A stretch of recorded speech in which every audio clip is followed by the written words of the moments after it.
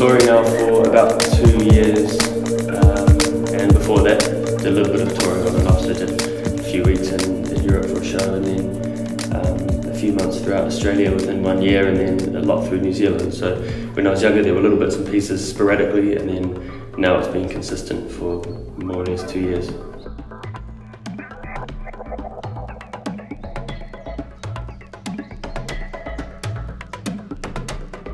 You're living out of a suitcase, which I think is the hardest thing for me. Recently there were a few weeks off and it was just so nice to be in one place and kind of have a home base and work from there and go home and have a steady routine. And then coming back out on tour after that I found it a little bit hard for the first few days. But then once you get back in the swing of things, it just kind of returns back to normal and you're quite content with what you're doing.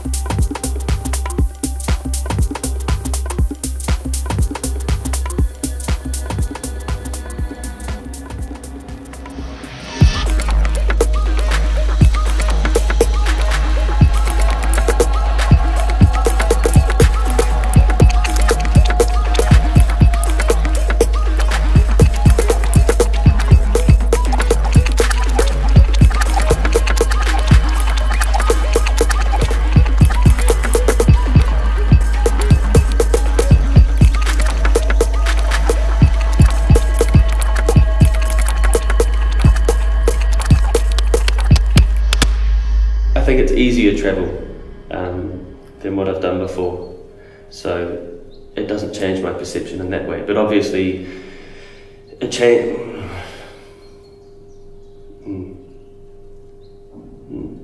I don't know. It doesn't. I don't think it's changed me as a person at all.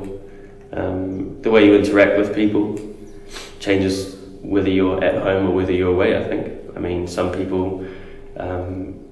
You know, you feel more bubbly around, and other people you don't feel so bubbly around, and I think that doesn't matter whether you're at home or whether you're not.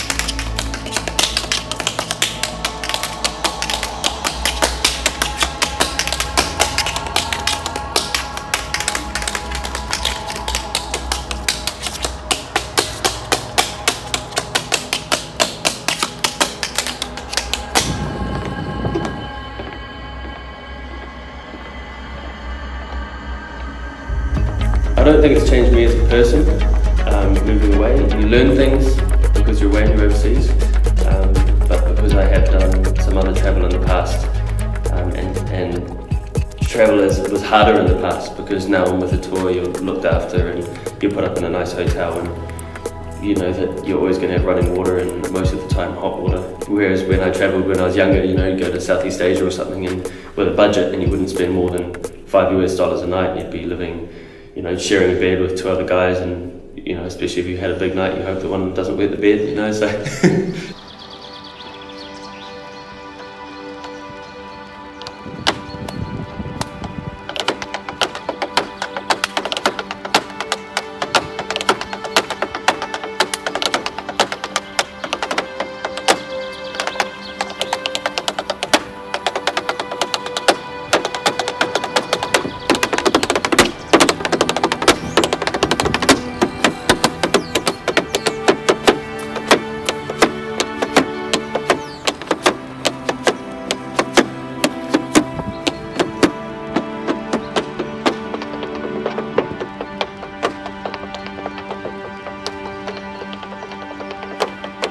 When I did go home, one of my one of my mate's flatmates said to me that I've got a hint of English, and I laughed at him. And he goes, "Oh, yeah, no, I was over there for a couple of years and I know what it's like, and people start losing their accent."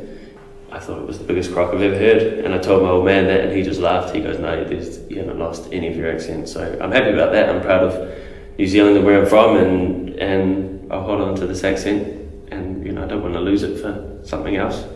Although I do fancy other accents at the same time. It's just me. If someone were to ask me advice about touring or trying to touring and whether it's right for them, I would say just give it a go. If you have the opportunity to do a shorter stint of touring, maybe that's better to try it. But I mean, some people find living out of a suitcase and not having a steady routine really difficult, whereas other people just cruise along and they're quite happy with the change.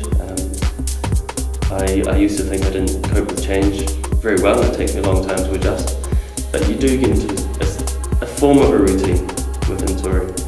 And as long as you don't mind moving around, that's fine. And I think the other thing I would say is have something else to do on the side. If you're only doing the show that you're in, you get to certain places, yeah, you can look around the town and all that, and that's great. But what if you go to a small place where there's nothing to see and there's a cinema and a petrol station, and that's about it. You're out in the outback in Australia, you've got nothing to do. Like, it'd be good to have a hobby, making music or editing videos or just anything that's going to keep your mind occupied while you've got that downtime.